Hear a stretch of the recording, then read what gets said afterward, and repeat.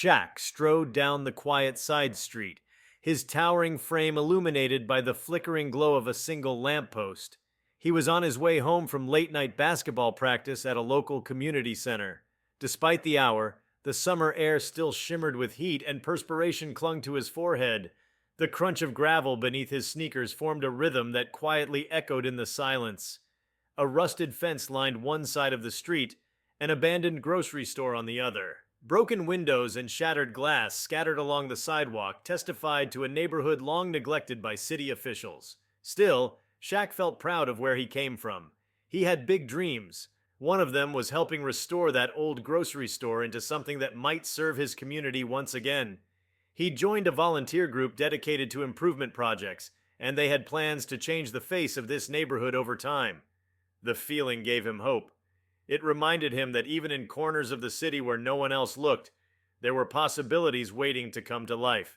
Before we start, please don't forget to like and subscribe to our channel for more updates. Several blocks away, Officer Harold Connors sat in his cruiser, shoulders hunched, a scowl twisting across his lips. Leaning an elbow against the car window, he lazily drummed his fingers on the steering wheel. The headlights illuminated the worn asphalt in front of him, revealing cracks like lines on a weathered face. His shift was almost over, but resentment and bitterness had settled inside him ever since he transferred to this precinct. He didn't like the community he had been assigned to patrol. He thought the people here didn't respect the law, and his prejudices flared up every time he had to drive through these streets. He was a man raised in a rigid household, some might say abusive, where bigotry masqueraded as tradition.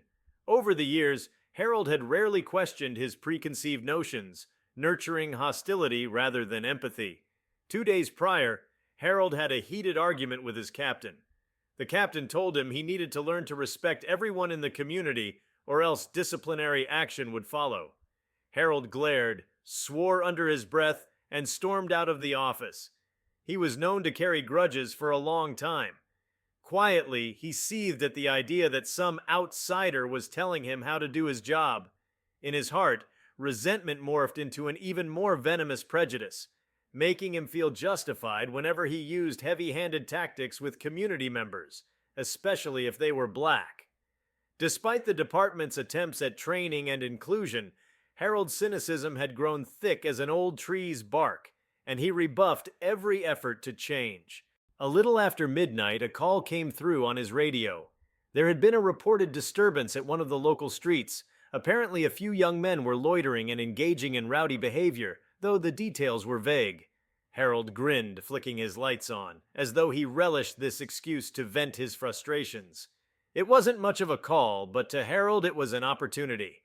He turned sharply onto the quieter street, scanning the roadside for any signs of activity.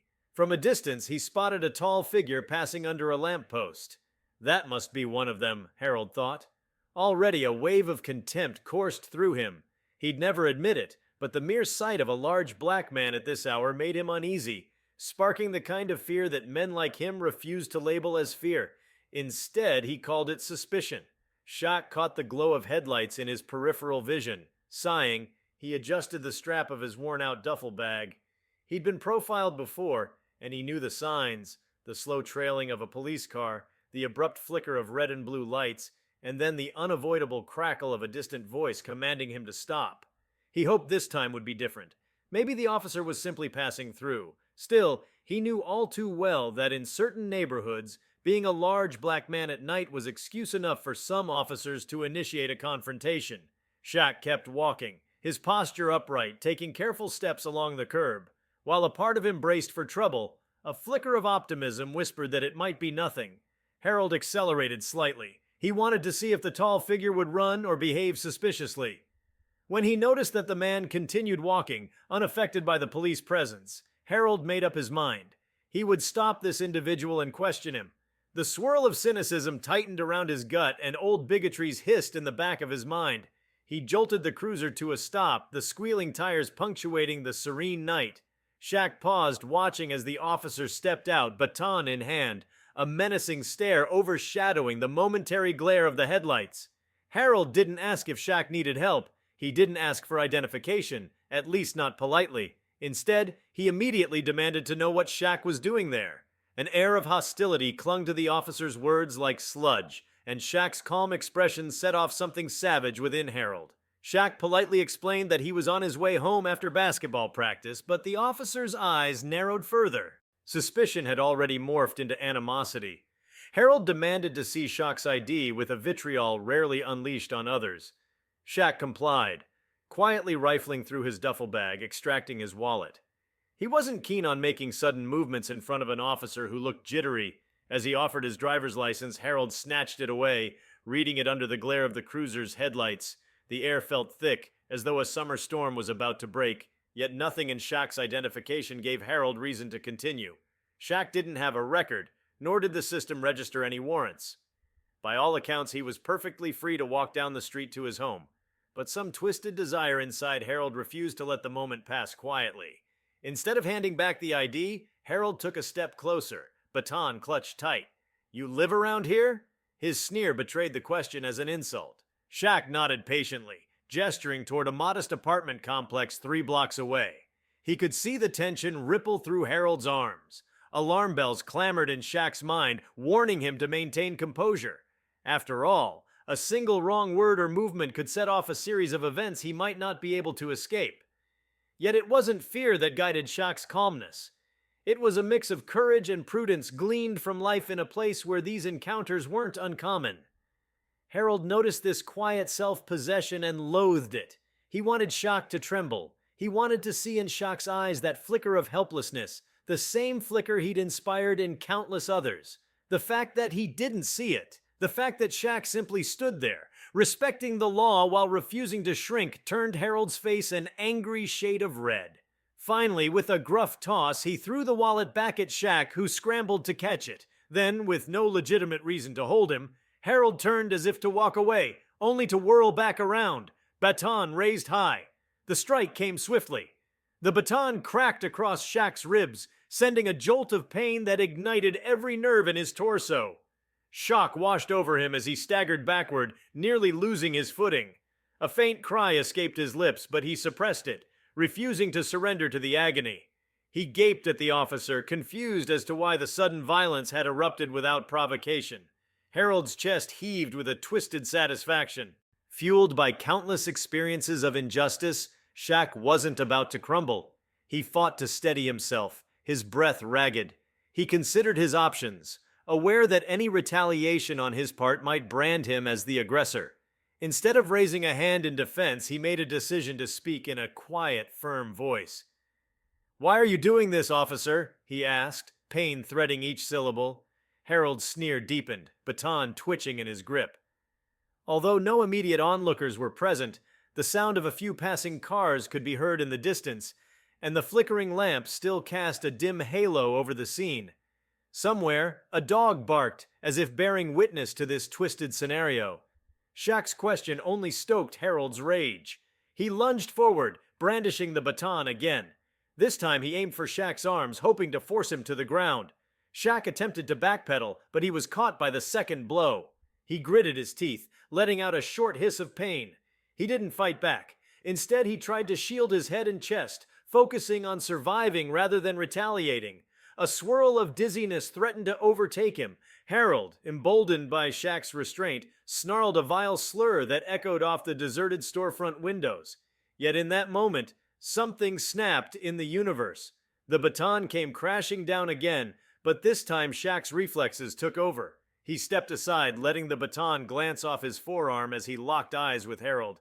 That searing eye contact burned with a truth Harold had never wanted to confront. His fear and hatred were unfounded, fueled by an irrational darkness he had chosen to embrace.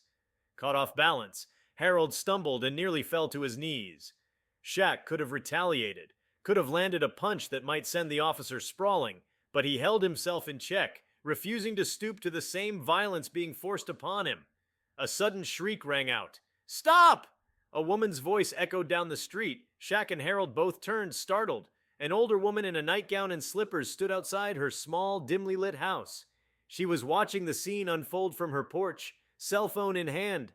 Her expression was a mix of terror and righteous anger. Harold froze, glaring at her, as if mentally debating whether to continue. Tension thickened the sweltering night air. Then, in a near hysterical pitch, she shouted, "I called the police on you! You can't do that! You can't just beat a man like that!" Harold's eyes flicked between the woman and Shaq, and for the briefest moment, he seemed unsure of his next move. His hateful confidence wavered. He glanced at Shaq's imposing form, at the blood trickling from his mouth, and realized that if backup arrived, there would be questions he couldn't answer. With a venomous glare, Harold lowered his baton, shoved past Shaq, and hurried to his cruiser. Without a word, he revved the engine and sped away, leaving Shaq leaning against the lamppost, lungs gasping for breath. The woman rushed over, frightened and angry. Shaq assured her he was still standing, though the ache that reverberated through his bones was significant. Within minutes, other neighbors poked their heads out of doors and windows, forming a small cluster of concerned citizens. Someone bandaged the cut on Shaq's lip while another handed him a water bottle. Before the night was through, paramedics arrived, and Shaq found himself strapped onto a gurney en route to the hospital. Word of what happened spread quickly. Early the next morning, social media posts circulated with images of Shaq's injuries. A barrage of comments fueled a public outcry. Shaq was well liked in the neighborhood. He volunteered at the community center, gave free coaching sessions to local kids, and helped organize fundraisers for the struggling corner stores. Many folks in the area saw him as a beacon of hope, a gentle giant who believed in the power of compassion and unity. When the news broke that a cop had assaulted him, righteous indignation flared across the city. The mayor's office was flooded with calls. Journalists hounded the precinct for comments. People demanded justice, reminding the city that such violence was not merely an isolated incident, but part of a troubling pattern that many had long endured. In the days that followed, Shaq remained in the hospital, recovering from cracked ribs and deep bruises. The painkillers dulled the throbbing, but they couldn't erase the haunting memory of the baton descending or the hateful slur that cut deeper than any physical wound. Yet even as he lay there, he chose to remain resolute. Instead of succumbing to bitterness, he let the pain shape his resolve. He wanted Harold Connors to be held accountable, but not just through punishment. He wanted the city to address the systemic roots of these issues. Shaq, despite everything, believed in redemption. He believed that most people, given the right chance and guidance, could change for the better. While Shaq recuperated, Harold faced an unprecedented storm of scrutiny.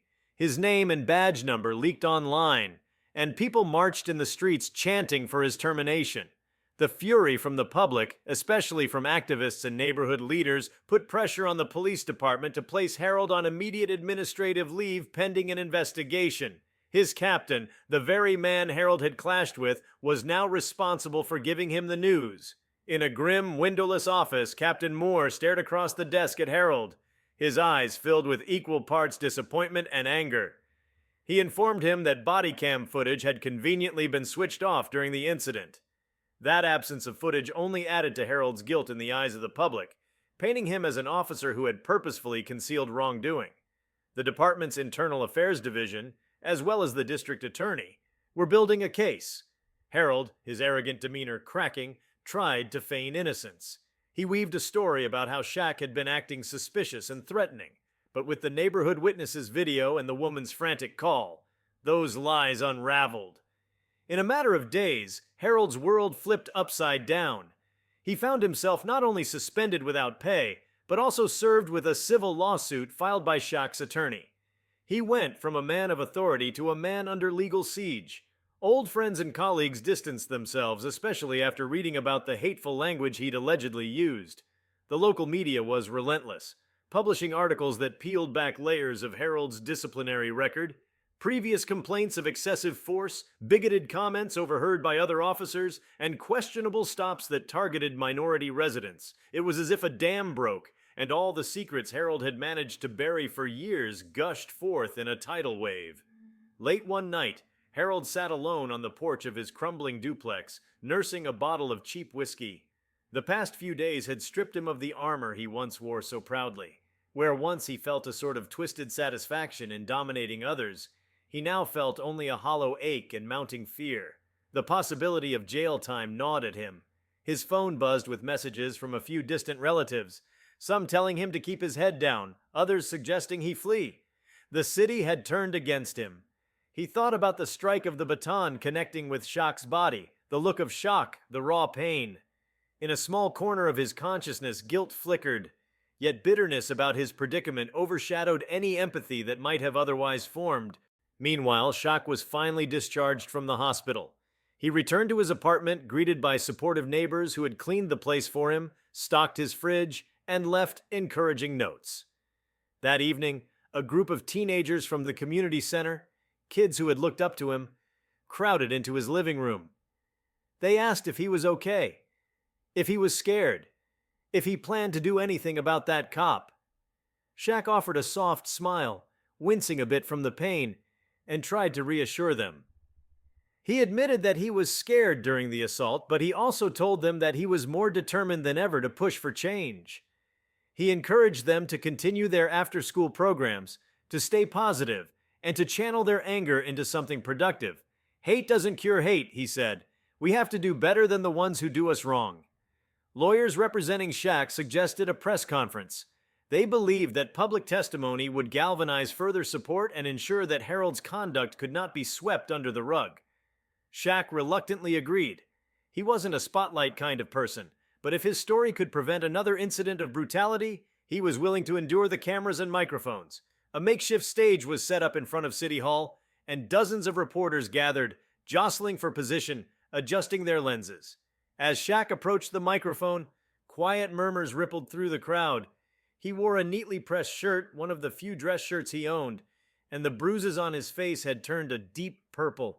His ribs were carefully bandaged beneath his clothing, each breath a reminder of the assault. He spoke calmly, carefully choosing his words. He recounted the events of that night, the baton swings, the racial slur, the brazen disregard for his rights. His voice trembled when he shared how he felt in those moments, but it steadied as he described the overwhelming community support he'd received afterward. He thanked the neighbor who had called the police on the policeman, the neighbors who rushed to help, and the medical staff who treated him. He implored city officials to do more than just punish Harold. He urged the police department to address the deeper cultural issues that allowed such behavior to fester. He asked for better training, for ongoing evaluations that would root out officers who showed dangerous biases. He called for oversight committees composed of everyday citizens, people from different walks of life who could sit at the table with law enforcement and foster transparency. The crowd listened in rapt silence. Some dabbed at tears, others clenched their fists, enraged but motivated. When Shaq finished, a wave of applause and cheers erupted. It felt cathartic, a collective exhalation of grief and hope. Local leaders stepped up to the mic, pledging to draft new policies to ramp up accountability. Activists who had fought for these issues for years welcomed Shaq's voice, seeing in him a powerful figure who could unite diverse communities. Across town, Harold watched the press conference on a small TV in a dingy bar. What he saw unsettled him. He expected Shaq to lash out, to demonize him completely, but Shaq's focus was broader. He wasn't calling Harold worthless or undeserving of life. Instead, Shaq spoke about the harm and discrimination, how it corroded entire societies. Harold felt a distant tug in his chest, a peculiar sense of shame. As he listened half drunk, he thought back to his childhood home. He remembered the slurs uttered around the dinner table, the lessons in hate disguised as old-fashioned values. He remembered being told to be tough and never back down, especially not to people who looked different than him. Those experiences shaped him, but they didn't have to define him forever. Was that even possible? He almost laughed out loud at the notion of changing. He believed he was too far gone, that hate was carved into his bones, but Shaq's words kept pulling at him, not letting him slip back into the comfort of ignorance without a fight. A week later, the legal proceedings began, both criminal and civil. Harold was charged with assault and battery, along with a civil rights violation. The evidence was damning, including a shaky cell phone video that captured parts of the beating. Harold's lawyer pushed for a plea bargain. Between that and the continuous pressure from civil rights groups, a trial seemed inevitable. Community members packed the courtroom, eager to see justice served. Shaq was called to testify. Standing before the judge, he recounted the assault in vivid detail. He also mentioned how he tried not to fight back, wanting to avoid escalating the violence. His testimony was measured without embellishment or theatrics. The prosecution followed up with witness testimony from the older woman who had intervened. Her trembling voice as she described the brutality was enough to keep the courtroom silent in pained reverence. When the defense tried to cast doubt on Shaq's character, implying he might have been verbally aggressive first, the prosecutor quickly shut them down. She presented testimonies from several people in the community who attested to Shaq's character: coaches, teachers, even a local store owner who had known him since childhood. One by one, they painted a portrait of a caring and compassionate individual, a man who had never shown aggression or hostility. Harold found himself forced to take the stand. It was a risky move, but his lawyer thought it necessary to counter the narrative that Harold was irredeemably hateful. Harold's hands trembled slightly as he spoke into the microphone. He tried to muster some remorse. Whether it was sincere or not remained unclear to the onlookers. His voice cracked as he recalled the night, admitting that he lost control, though he still clung to the excuse that Shaq had seemed threatening. The prosecutor relentlessly pressed him, citing the racial slur, the Baton strikes, the suspicious deactivation of his body cam. Harold's responses became desperate. At one point, tears rimmed his eyes. Not necessarily tears of remorse, but tears of a man cornered by the consequences of his actions. When closing arguments ended, the jury deliberated. Tension brewed in the corridors as journalists speculated. Eventually, the verdict came: guilty. Harold was convicted of assault and violating Shaq's civil rights. The judge handed down a sentence more severe than many expected: time in county jail, mandatory counseling, and the permanent loss of his law enforcement credentials. A hush settled in the courtroom, followed by the murmured relief of the spectators. Yet the story didn't end there. A few weeks after the conviction, Shaq was invited to speak at a local police academy. The administration had asked if he would be willing to share his experience and talk to recruits about community engagement and the devastating impact of racial bias. Some might have refused, wanting nothing to do with law enforcement after what he had endured. But Shaq agreed, seeing it as an opportunity to change minds before they hardened into the callousness he had encountered in Harold. On a crisp autumn morning, he stood in front of a room of young cadets. Their uniforms were crisp, their faces alert with a mix of eagerness and apprehension. Shaq began by describing his love for basketball, how it taught him discipline and teamwork. Then he segued into the assault, narrating how quickly an officer's misguided prejudice could transform a routine moment into a nightmare. He didn't lecture or harangue them. Instead, he invited them to step into his shoes, to feel the baton's blow, to feel the sting of unjust suspicion. He urged them to see the people they serve as neighbors, not as potential threats or statistics. As he spoke, the room was silent. Some cadets shifted uncomfortably, but others leaned forward, visibly moved by his sincerity. In the meantime, Harold sat in his cramped jail cell, wrestling with his thoughts in the nights before his mandated counseling sessions began. The walls around him were stark, a pale gray that reflected the emptiness he felt inside. He found himself replaying the incident again and again, each time noticing new details. The look of fear and determination in Shaq's eyes, the woman on the porch, the shame of being called out in front of the entire neighborhood. He wanted to hate them all for putting him there, but something inside him had started to soften. Late at night, when the prison lights buzzed overhead, he stared at the ceiling and contemplated the life he'd wasted on hatred. He considered how he might have turned out if someone had reached him sooner. There was no guarantee he could shed his ingrained prejudices, but he realized at last that they had led him into a solitary, destructive existence. In the months that followed, the city settled the civil suit filed on behalf of Shaq. A portion of the settlement money was used to fund new community programs, including a scholarship in Shaq's name for local kids who wanted to pursue higher education or vocational training. The grocery store he'd hoped to renovate finally secured the funding to open as a community-owned cooperative, offering fresh produce and a gathering space for neighbors. Shaq threw himself into these projects, finding that activism provided a balm for his lingering pain. Though the memory of the assault still haunted him, seeing tangible improvements in the neighborhood reminded him that even the darkest nights can yield a sunrise. Local media outlets hailed Shaq as a symbol of resilience, a man who'd turned personal tragedy into a catalyst for community growth. A documentary team began filming a short piece about him, interviewing the very kids he mentored at the community center. They highlighted the transformation of the once decrepit block into a vibrant space, thriving with renewed hope. The media attention also continued to shine a light on corrupt policing practices, prompting further reforms within the department. New training modules were introduced, focusing on de-escalation techniques and implicit bias. Regular mental health evaluations for officers were rolled out. While not every officer welcomed these changes, enough understood their significance to push the reforms forward. One day, about a year after the assault, Harold was granted supervised release. He had completed part of his jail time and was placed into a rehabilitative program that focused on empathy training and anger management. Although he was out of uniform forever, the mandatory program forced him to confront his prejudices in group therapy sessions.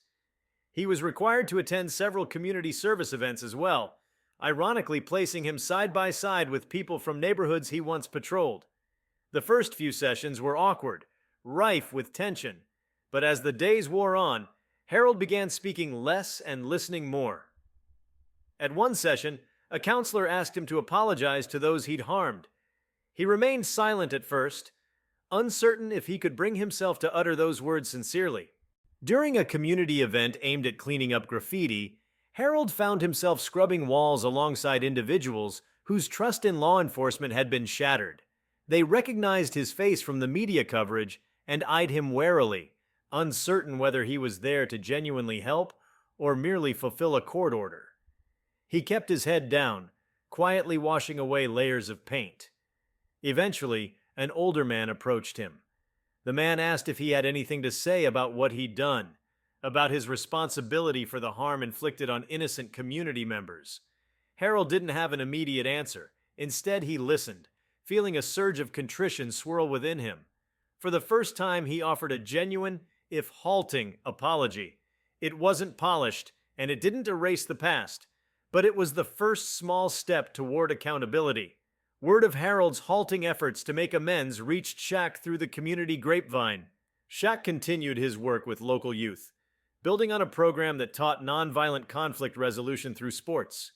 In quiet moments, he thought of Harold. He didn't relish the man's downfall, but remained adamant that accountability was necessary.